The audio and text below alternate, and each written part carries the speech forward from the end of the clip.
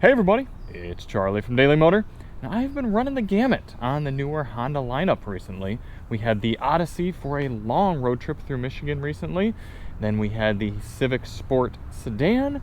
Then the CR-V EXL with the 1.5 liter. And now this, the very lightly redesigned Honda HR-V EXL. For 2026, we're seeing slightly different styling outside. A different wheel design, two different color options, including this solar silver metallic, and a few tweaks on the inside as well to keep this entry-level Honda subcompact crossover just that relevant here in 2026. So today I'm going to go through my pros and cons with you after spending a week with the smaller HR-V and let you know if I think it's a good buy. But before I do get started, I want to let you know that down in the link below, we have our dedicated sound system review on the 8-speaker unbranded audio system here in the HR-V. And we also have our highway fuel economy test where we go out and test steady state fuel economy cruising on the highway. This is the all-wheel drive model, so it is the least fuel efficient HR-V you can buy. All of them come with this naturally aspirated 2-liter inline 4, no hybrid options, no turbo, anything like that. But before getting started with the pros and cons, let's take a look around the vehicle here. And open in the back, we see the video sponsor today, LaceFit. These are the LaceFit liners. I've been using them in all sorts of the vehicles that we test. And it was a perfect example this week of why I was glad to have the LaceFit liners, because I was loading up an electrified bicycle, it wasn't really a mountain bike, an e-bike into here. It was a 70-pound folding e-bike, a little unwieldy, and I was able to slide it along in the back here, not worry about damaging the carpet or getting anything dirty, because I rode the bike off-road, put it back in here, and all the different soft TPU rubbery bits here on the LaceFit liners absorbed that nicely. And it even comes with cutouts for the metal tie-down hooks, something you don't see a lot, especially in this class of vehicle. And again, another little subtle attention to detail on the HR-V LaceFit liners is they have a 60-40 split right here to kind of go up and cover a little bit of the seat back. So that's nice. And then if we come into the second row, we see the very nice tray style liner in the back. You can see it's nice and 3D measured, goes way under the seats, so people's feet up there, if they're coming in with slushy boots or muddy or anything like that, they're not going to get any of your carpet dirty.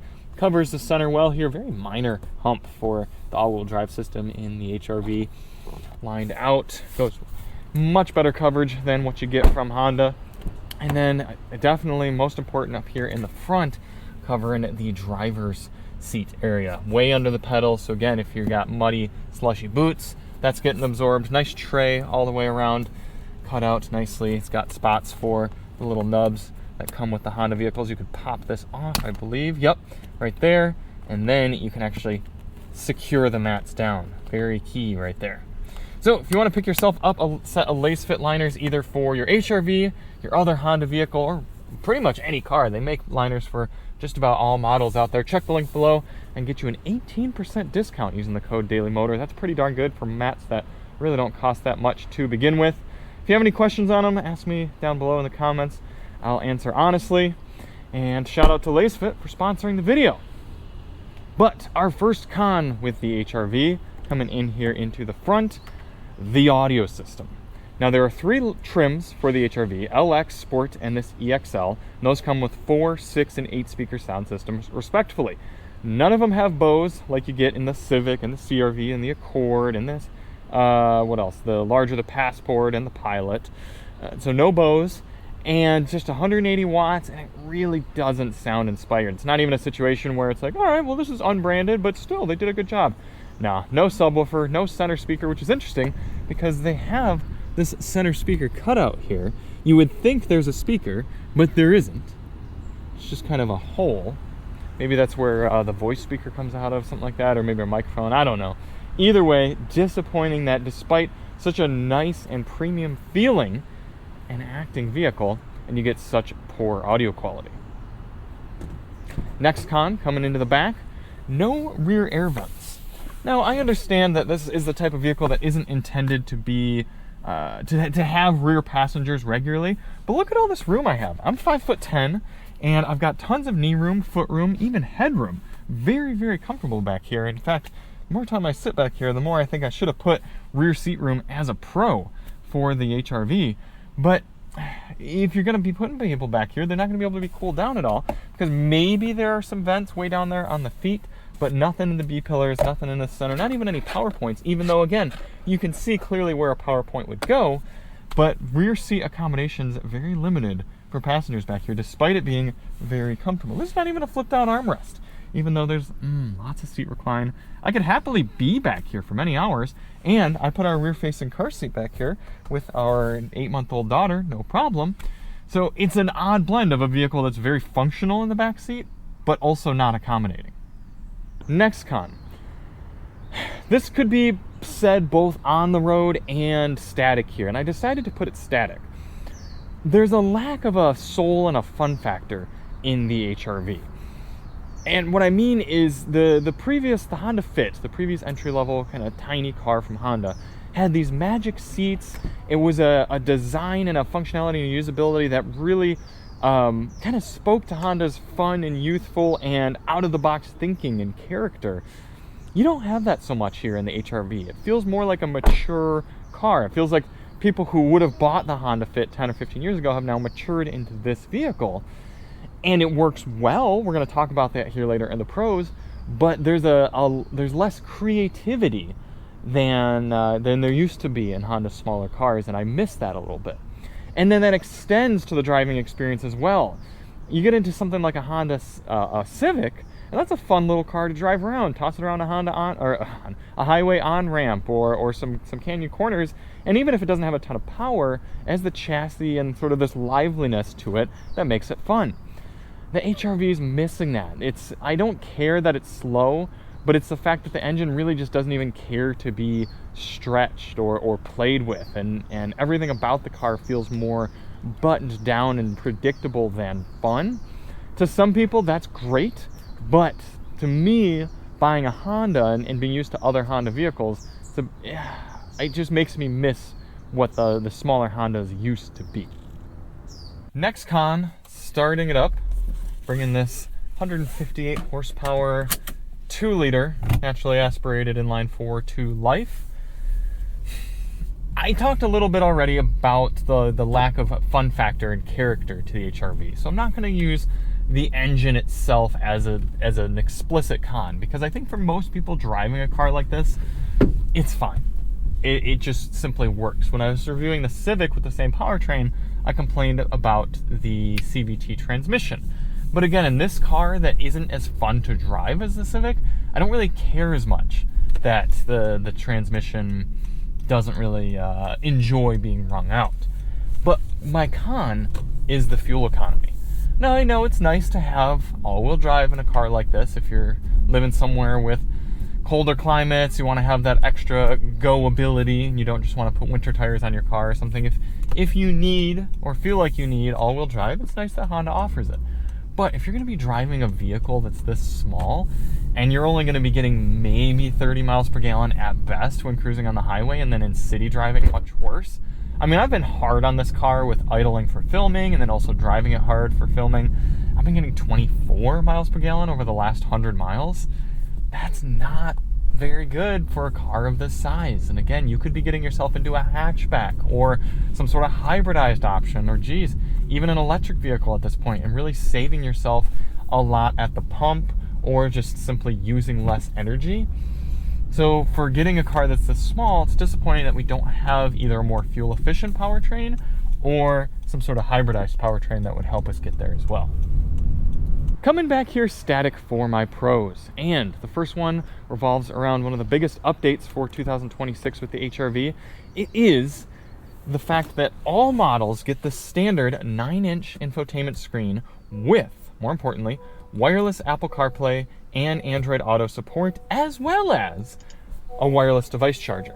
And I find that so nice that even in the base car, not only are they giving you wireless phone projection, which very much necessity here for me here in 2025-26, but the fact that they gave you a wireless device charger. Because the way I see it, if you're using your car for a shorter commute, getting into the office, back, whatever, then yeah, you're probably just going to leave your phone in your pocket or your purse, your bag, whatever, get into work, and you're going to want your phone projection coming up. You can see I've got Android Auto right here. It's showing me my maps, my commute, my audio, everything I want to see. But if you're going to be driving in the car longer, or maybe you're coming back from work, you were on your phone a lot that day, and you need to charge up your device, you slap it on the wireless device charger, or else your battery is going to get sucked down using the wireless projection. Now, I would be very disappointed if we didn't at least have wireless device charging on this top EXL model, but I love the fact that Honda gave it to you even in the base LX. Very, very nice there from Honda. Next pro, you might think this is subtle, but for some people this is a really big deal. The HR-V has a spare tire. Come way into the back here, very under, even with all-wheel drive, whereas a lot of manufacturers would say, hey, we need that space for the drivetrain. No, Honda still gives you a spare here in North, or at least in the American market, and you still get a decent amount of sidewall on this EXL model as well. Again, a lot of cars going to smaller sidewalls. Now, I think they switched from a 17 to an 18-inch wheel for even the Sport model now. One of the models got new wheels, so a little bit less sidewall than you might have gotten before, but still plenty, and it makes this car ride surprisingly well for the price point. Next pro, and for those of you who watched our last few Honda videos, this is going to sound like a bit of an echo, but the ease of use and functionality of these cars cannot be overstated. It's one of my favorite things about Hondas these days, and one of the things that makes them one of my favorite brands to drive. It's the fact that you get in this car, and whether it was the first time or the 5,000th time that you had gotten into this car, it's easy, straightforward, and pleasant to use. So if I shut the door, nice solid door thunk, and I've got climate controls that are physical, nice to use. I mean, this is a car that starts around $27,000, and you have button and knob clickage that would be totally fine in an $80,000 car. And then you've got very straightforward controls here, kind of a cool design with this floating element, and you can put stuff underneath it. I like that. The touch screen might not look very visually appealing being tacked onto the top here, but it's an easy reach of both the driver and passenger. Physical controls on the steering wheel. You got all the controls you want. The only thing they got rid of that's a little disappointing to me, there's no more physical track control here for the center screen. So if the passenger wants to change tracks, they're going to have to go into the proper menu on the infotainment screen. But all in, this is a very easy car to use, and that extends to the other aspects of it. You've got capless fuel filler here. You've got doors that open nice and wide in the back. Seats that fold down, even with that being set at 5'10", fairly flat load surface. A little bit of a, or not load, but surface right here. A little bit of a hump, but they've covered that. And the seat kind of comes down. Now, it's not the same degree of functionality that you used to have with the HR-V and the Honda Fit, but it is still nice and functional for this size of vehicle. And couple all that together with how easy the car is to use, it makes for a pleasant day-to-day experience driving or owning an HR-V. Next pro out here on the road, this one was a bit surprising to me, but there's no automatic stop-start on this car. Pretty much all new vehicles, especially smaller ones like this, come with stop-start, where you come to a stop right here and the engine will shut off. I come to a stop, that doesn't happen. I was a bit surprised by that, especially because the last few Hondas I was in had that. Now they had the ability to turn it off here easily, but it defaulted to on. So I'm just kind of surprised. And overall, for the longevity of your vehicle, I feel like that's a pro. Now, if you're somebody who really cares about fuel economy, then yeah, it would be nice to have that. But I think in that case, you just go get yourself an option that has a hybrid, maybe even the Civic hybrid, and you let this one just kind of exist and not have to run the starter hard.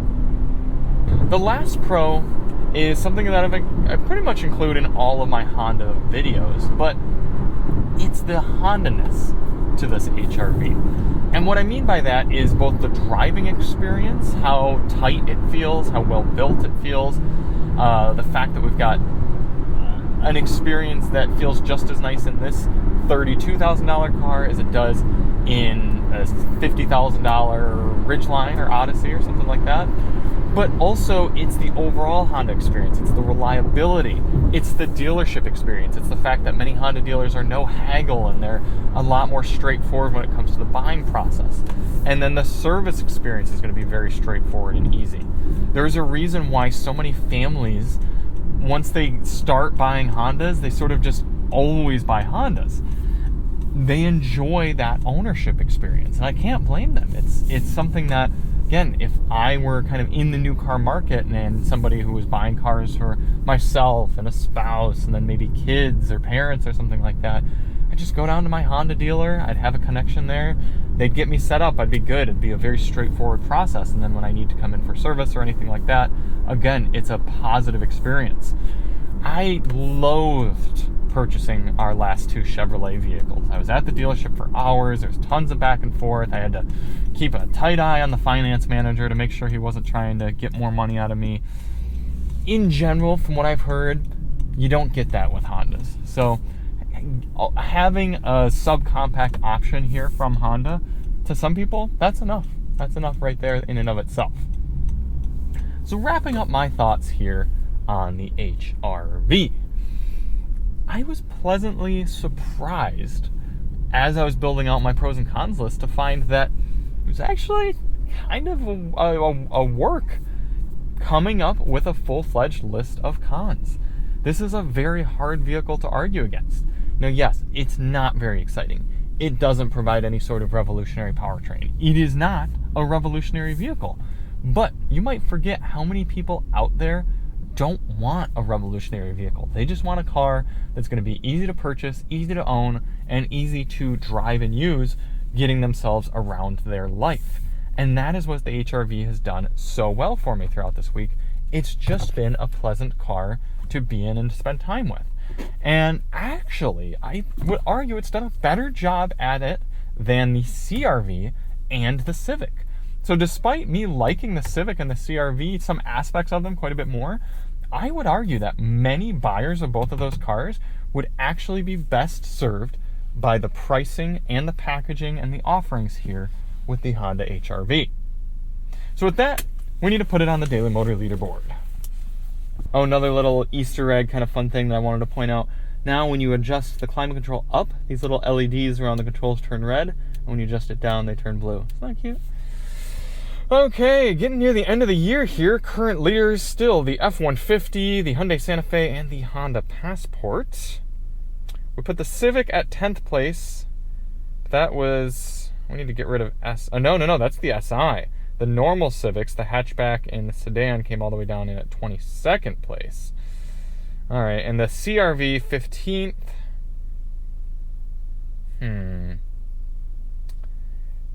I might go a little bit higher if it weren't for the sound system.